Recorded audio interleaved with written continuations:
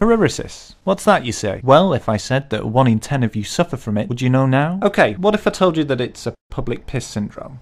A fear of weeing in public toilets. Would you know now? And if you do suffer from slow dribbles or getting your cock out in front of other men, this segment might be of interest to you. You don't suffer from that, do you, Jamie? Oh, fucking hell. This is Trey Goodman. He suffers from Paruresis, but now he's cured. This is his story. I don't know, I've suffered with it from as long as I can remember, really. I've no need to feel embarrassed, I'm healthy. 6 inches, as they say, you know. So, your average size? Well, I mean, 6 inches is just above average, but... No, there's no exact figure. It's a range of 5.5 to 6.3. Well, yeah, exactly, that's the range. So, I mean, you know, the average of that would be, 5.9, so... So, you're a millimetre over the mean. Well, no, I mean, if we're splitting hers, I'm actually just over 6 inches. You know, well, 6.2 or something. But, well, why say 6 inches? You know, I'm not going to say, you know, I'm a healthy 6.2 inches. That would make me sound like a cock. Well, no, that's a bit fucking rude, to be honest. Well, you challenged it. But it was your call. Well, listen, how big are you? It doesn't matter how big I am. You see, you won't answer the question. I didn't challenge the facts. Well, you know, it sounds like you've got something to hide now. Okay, I'm 8 inches. What? I'm 8 inches. But it's not important. You're 8 inches. Get it You're back. about 5'6".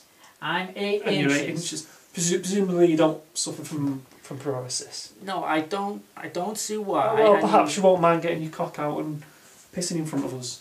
It's a crass idea. Okay, well you're 8 inches then. It doesn't lend itself to debate. You don't need proof, you're 8 inches, that's fine. Fine, I'll do it. Where's the toilet? This was an unnecessary hold-up, but I had to put our male egos back on the shelf so I could get to the bottom of Trey's Paruresis. Fucking hell.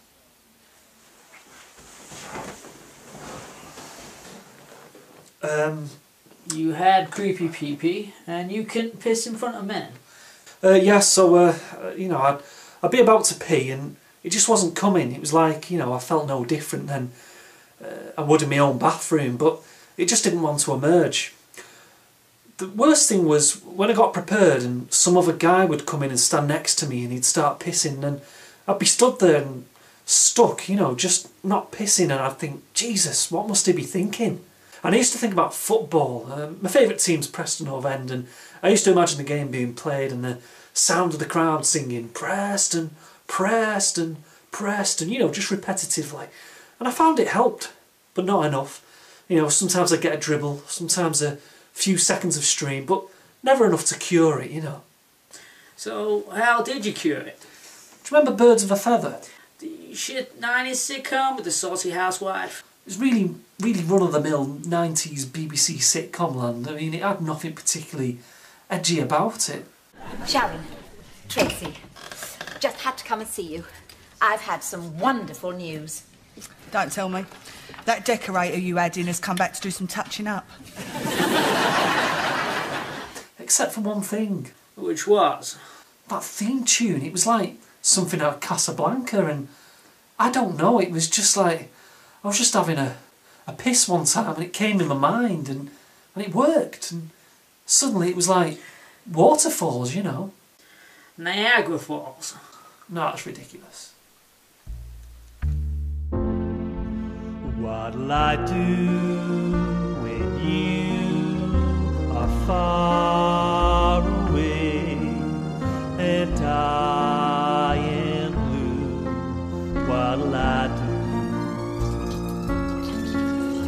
I'm alone with only dreams of you that won't